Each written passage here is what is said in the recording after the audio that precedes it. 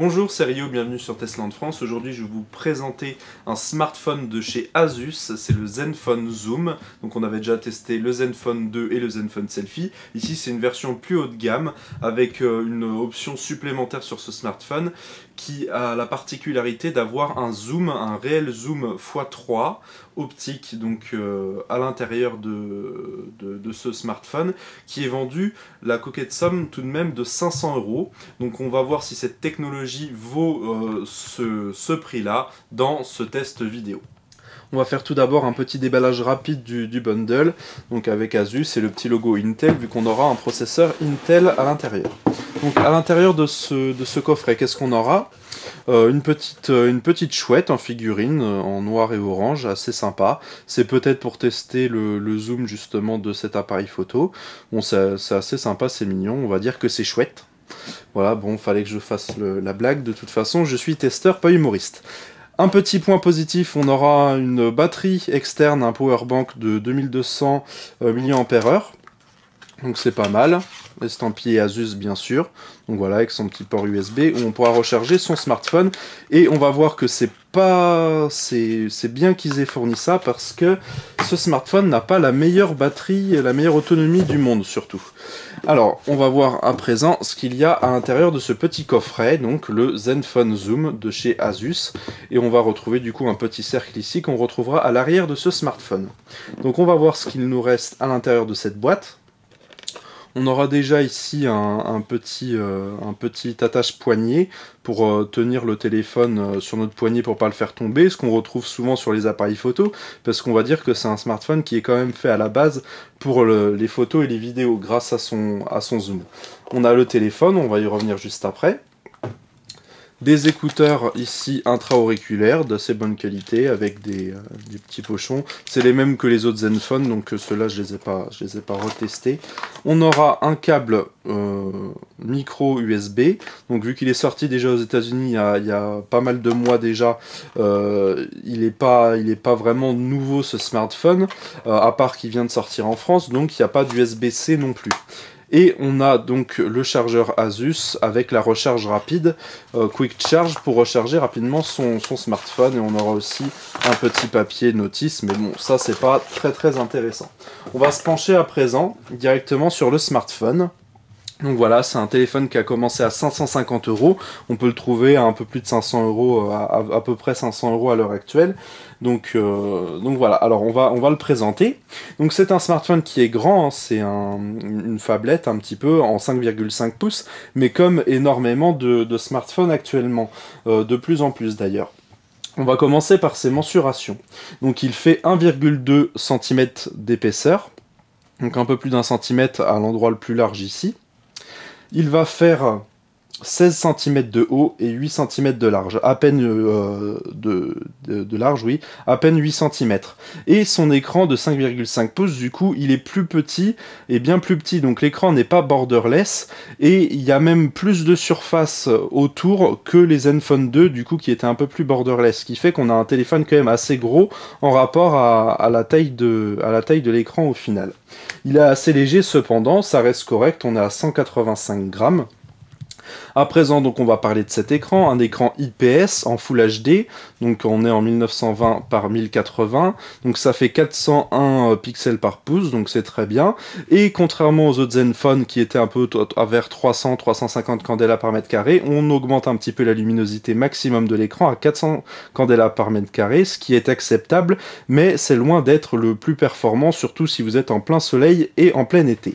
On retrouvera ici le logo Asus en dessous avec les 3 boutons Android, donc une surface en verre de haut en bas, avec les trous ici pour laisser passer le haut-parleur, ici un petit capteur et une petite LED de notification, les capteurs luminosité proximité ici, et la caméra frontale de bonne qualité en 5 millions de pixels qui a un objectif en grand angle, ce qui fait que si vous êtes 5 ou 6 à faire un seul selfie, vous vous verrez tous sans avoir de perche à selfie forcément. On va retrouver sur ce Zenfone l'avantage d'avoir un produit un peu plus premium avec du métal tout autour, donc légèrement arrondi, c'est assez joli. Ça ressemble très légèrement à ce qu'on peut avoir autour d'un iPhone avec le bord métallique arrondi, avec des petites coupures ici pour laisser sans doute passer les antennes. On va passer sur les différents côtés du téléphone. On va aller en haut en premier. On retrouvera une prise jack 3,5 mm stéréo qui sort un assez bon son, quelque peu quand même un peu plus aigu que ce que j'ai l'habitude d'avoir sur mon iPhone 6. Avec ici un petit microphone pour avoir deux micros stéréo, un à l'avant, un à l'arrière justement qu'on retrouvera ici. Avec la prise micro USB, le petit emplacement ici pour pouvoir enlever le cache que l'on enlèvera après. L'emplacement pour la Dragon, mot que je vous ai pas dit tout à l'heure parce que j'avais pas retrouvé le mot directement. De ce côté-ci, on retrouvera rien ici, hein, du côté gauche, mais du côté droit, on va retrouver pas mal de boutons. Je vais le pencher comme ceci. On va avoir le bouton démarrer, arrêter, verrouiller, déverrouiller, le bouton normal d'Android, qui, contrairement aux Zenfone 2 et aux Zenfone Selfie qui étaient au-dessus, c'était un petit peu embêtant. Là, vu que le téléphone est encore un peu plus large, il est bien sur le côté, donc ce sera bien plus pratique. Ce problème est corrigé, c'est très très bien. En plus, on aura le double tap pour allumer et éteindre l'écran grâce à Android sur l'écran tactile directement.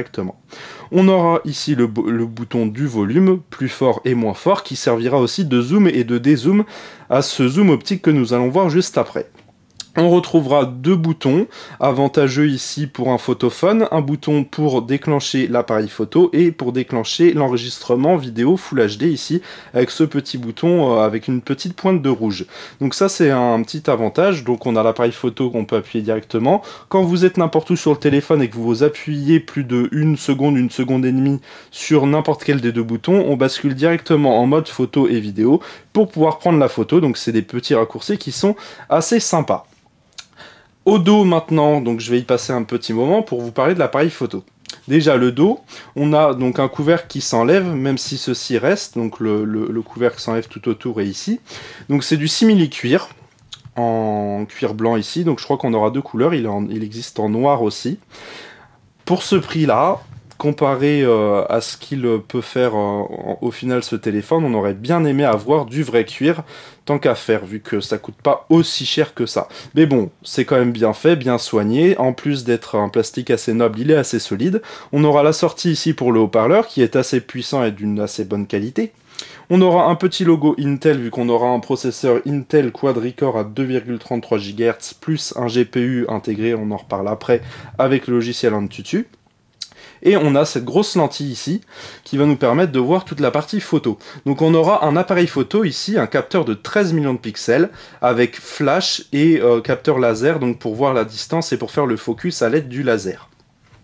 La particularité de ce téléphone, c'est que c'est le premier téléphone au monde, si je ne me trompe pas, à avoir un réel zoom intégré sans que l'objectif déborde ici. Il y avait certains téléphones Samsung Galaxy Zoom qui avaient le zoom, donc qui pouvaient se remonter comme les appareils photo numériques.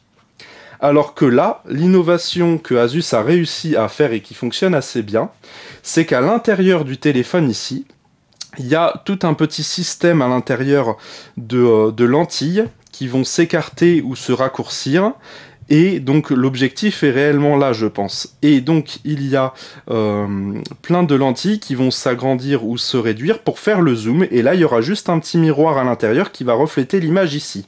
Ce qui veut dire que tout ce qui va être capturé à l'intérieur, le zoom à l'intérieur, donc c'est pour ça que le téléphone il fait un peu plus d'1 cm d'épaisseur, il y a le mécanisme qui fait que donc les petites lentilles vont se déplacer mécaniquement et faire qu'il y aura un zoom, un vrai zoom réel, hein, optique et non pas numérique, un zoom optique de jusqu'à x3. Donc ça permettra d'avoir un zoom en x3 sans perdre la moindre qualité d'image. Ce qui est quand même dommage en revanche, c'est que ce zoom en x3, il est très agréable, mais c'est vrai que pour que ça vaille vraiment le coup, on aurait préféré qu'il zoome encore un peu plus. Le capteur de 13 millions de pixels est de très bonne qualité en photo et en vidéo, même si en basse luminosité, d'autres smartphones font mieux, voire beaucoup mieux. J'ai un iPhone 6 depuis un certain temps, un iPhone 6 Plus, qui fait des photos en basse luminosité de bien meilleure qualité que ce smartphone qui est censé être un photophone. Donc c'est quand même un petit peu dommage pour ça. Donc cet appareil photo est tout de même très correct. Donc l'autofocus en laser est très agréable aussi. De toute façon, on va vous montrer un petit peu ce que ça donne quand on va démarrer du coup ce smartphone. Donc je vais le démarrer à l'aide du bouton sur le côté. Hop, voilà, donc on a la petite vibration. Alors on a reçu ce téléphone avec Android 5, donc 5.0, et je l'ai mis à jour, donc il y a eu plusieurs mises à jour différentes, mais pour l'instant on est toujours sur Android 5, donc on aurait aimé aller sur Android 6, mais pour l'instant la mise à jour n'est pas faite. J'espère qu'ils vont le faire, parce que c'est quand même un dommage pour un téléphone qui date de mai 2016, de ne pas avoir encore la mise à jour Android 6. Donc là, il se charge. Alors, c'est Android 5 avec une petite surcouche d'Asus qui est très agréable, qu'on connaît déjà sur les autres Zenfone que nous avons pu tester, qui est la surcouche Zen UI avec pas mal d'applications sympas et des raccourcis, et surtout pas mal de possibilités de personnalisation plus simples qu'avec d'autres surcouches, plus simples et en même temps plus complètes.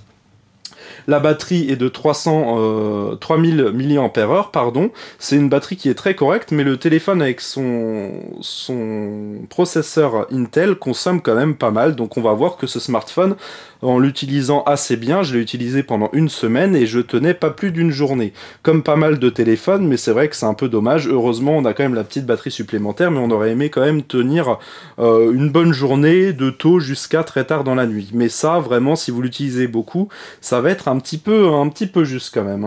Ce que je vous propose à présent, c'est une présentation avec le logiciel Antutu Benchmark. Donc on a fait le petit test, il arrive à 66 316, donc c'est un score qui est honorable. Bon, il y a d'autres smartphones qui font mieux, on va voir un petit peu les informations techniques sur ce smartphone. Donc c'est bien le Asus, donc le Zenfone Zoom, avec Android 5 qui est en 32 bits seulement. Le processeur, donc c'est un Intel Atom, un Z3590, donc en 4 cœurs, c'est un quad-core donc à 2,33 GHz. On aura donc le GPU cette fois-ci, le iGPU, c'est un PowerVR G6430, donc qui est correct, hein, même si ce n'est pas le plus puissant du marché, hein. L'écran, donc c'est bien 1920 par 1080. L'appareil photo, donc arrière en 13 millions de pixels. L'IMEI, ça on n'en a pas, voilà, c'est pas très important. La RAM, la mémoire vive, donc on est à 4 Go, donc là il n'y a bien sûr aucun problème, il va falloir y aller. Là d'ailleurs il nous reste 2,5 Go sur les 4, donc on a vraiment de quoi faire. Surtout en stockage, donc on a 64 ou 128 Go de stockage interne. Là on est bien donc sur nos 128 Go de stockage interne, et il en reste 106 Go, sachant que j'ai déjà installé quelques jeux et applications. Donc c'est vraiment très honorable, et en plus on a un emplacement de carte micro SD où on peut encore étendre jusqu'à 64 voire même 128 Go pour avoir un total de 256 Go au maximum de stockage de stockage tout simplement, donc c'est vrai que c'est assez énorme. Ce processeur est un processeur 64 bits, on a bien vu les 4 cœurs, donc là ils mettent fréquence à 2,5 mais elle est bridée souvent à 2,3 GHz. C'est dommage parce que c'est un processeur en 64 bits alors qu'on a vu que l'Android 5 est en 32 bits dessus, donc c'est quand même dommage. Ici on voit les 4 processeurs qui fonctionnent ensemble et qui sont donc auto-régulés. Le GPU dont on a déjà parlé avec un processeur donc en 1,4 GHz. L'appareil photo avant l'a déjà dit, arrière pardon l'a déjà dit, l'avant donc c'est bien 5 millions de pixels. Le niveau de batterie donc comme j'ai déjà dit en 3000 mAh. Qui est très bon malgré quand même la grosse utilisation du processeur qui fait que du coup l'autonomie elle n'est pas aussi exceptionnelle que ça. Accéléromètre, tout ça, bon, il y a plein de choses. Ce téléphone a la Wi-Fi AC de dernière génération, le Bluetooth en 4.0 et le NFC aussi à l'arrière, et la 4G LTE. À présent, on va faire un petit brin de photos. J'ai fait 2 petites photos déjà moi-même, je vais pouvoir vous montrer. Donc là, au niveau des couleurs, c'est vraiment de très bonne facture. C'est un bon appareil photo, hein, y a aucun souci. C'est vrai qu'en basse luminosité, c'est un petit peu plus granuleux l'image. Et c'est vrai qu'en faible luminosité, c'est pas un très très bon appareil photo.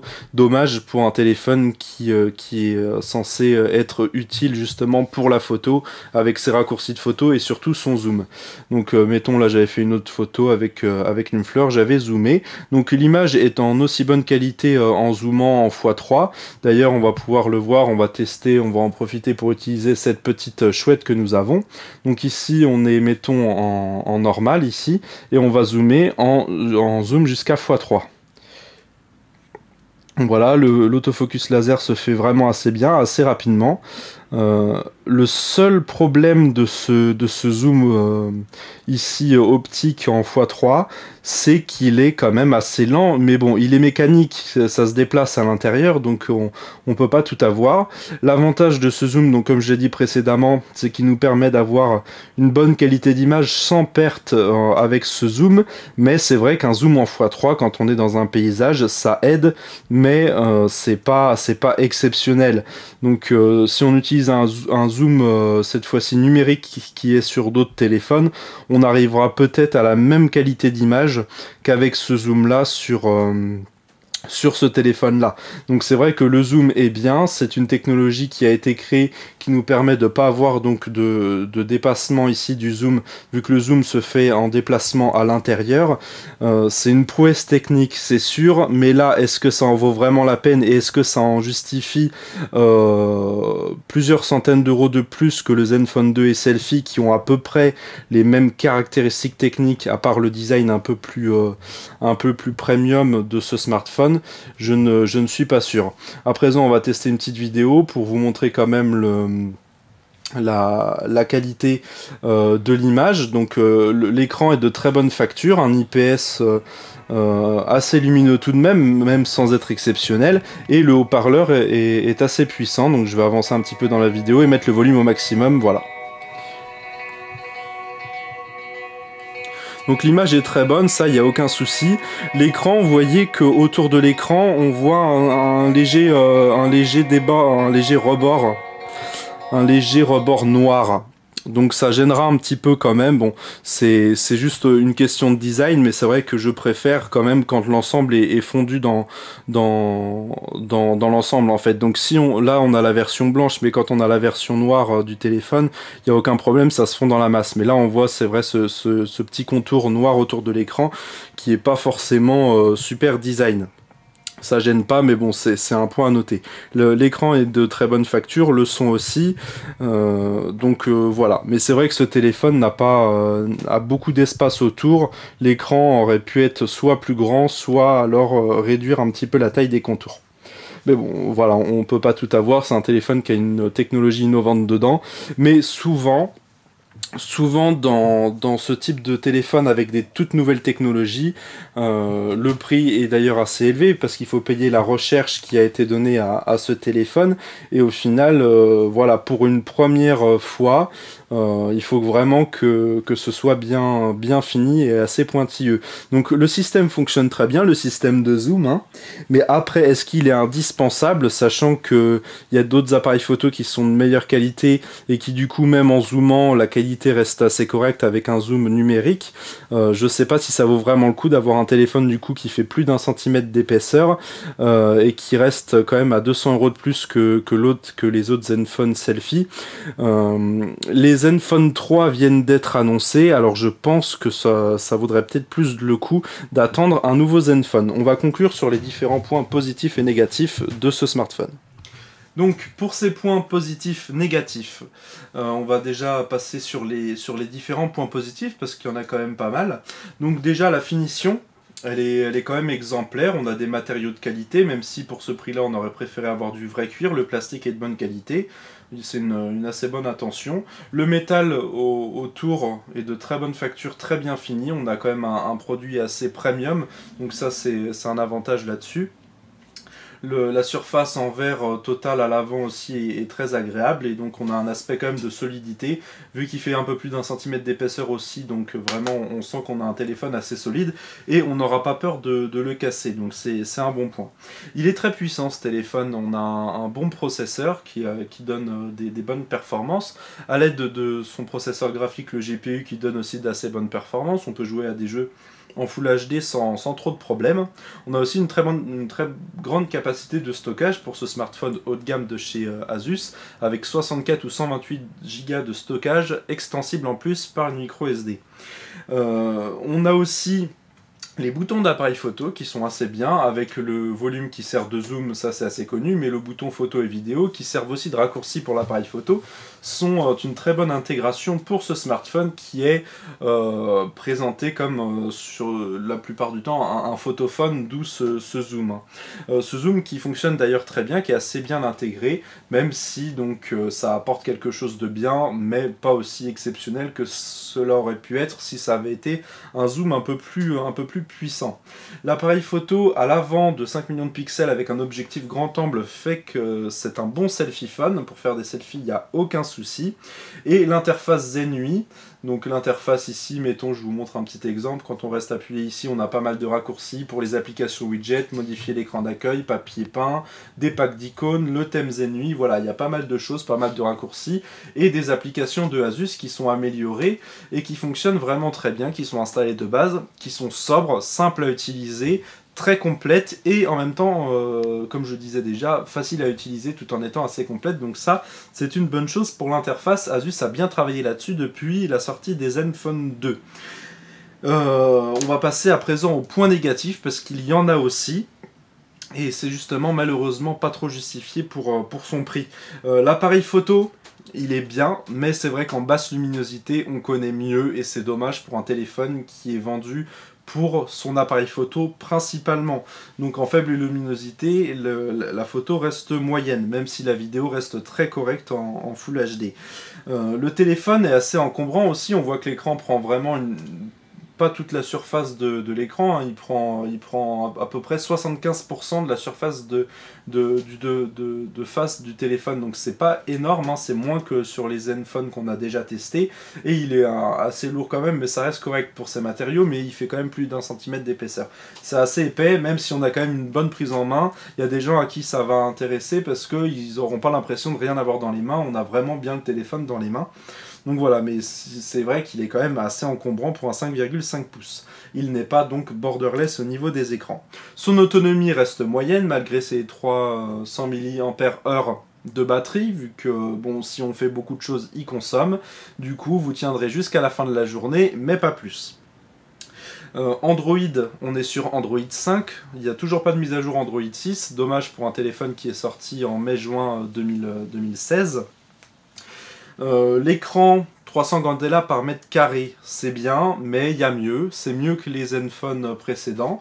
Mais pareil, si vous êtes en plein soleil, en plein été cet été, et que du coup, vous verrez peut-être pas hyper bien votre écran quand vous êtes dessus, quand vous voulez envoyer un SMS ou quelque chose comme ça, ça peut être un problème. Bon, 400 candela par mètre carré, ça reste très correct, mais on a d'autres marques de téléphone, surtout pour ce prix-là, 500-550 €, qui font des écrans bien plus lumineux. Et donc oui, bah, je l'ai déjà dit, de toute façon, ici, la surface, pour 500, voire 550 € quand il est sorti, on aurait bien aimé avoir du vrai cuir au dos. Mais bon, on a quand même un téléphone qui est assez bien fini. Donc au final, j'en conclus sur le problème qu'il n'est pas un excellent rapport qualité-prix ce smartphone.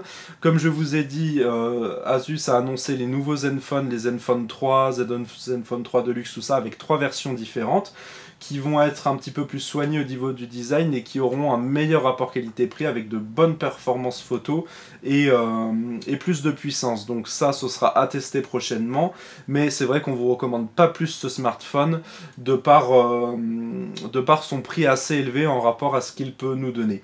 Donc voilà, à voir par la suite, avec les Zenfone 3 que nous espérons tester prochainement. Si vous avez aimé cette vidéo, vous pouvez mettre un petit like sur notre vidéo, sur Facebook, nous suivre sur Twitter. Mettez, si vous avez un smartphone Android comme celui-ci, notre application Testland France, c'est gratuit, comme ça vous verrez les nouvelles vidéos que nous sortirons avec une petite notification. Donc voilà, et pour finir, si ça vous a plu ce test et que vous en voulez d'autres, vous vous abonnez. Merci d'avoir vu cette vidéo, c'était Rio de Testland France, à bientôt.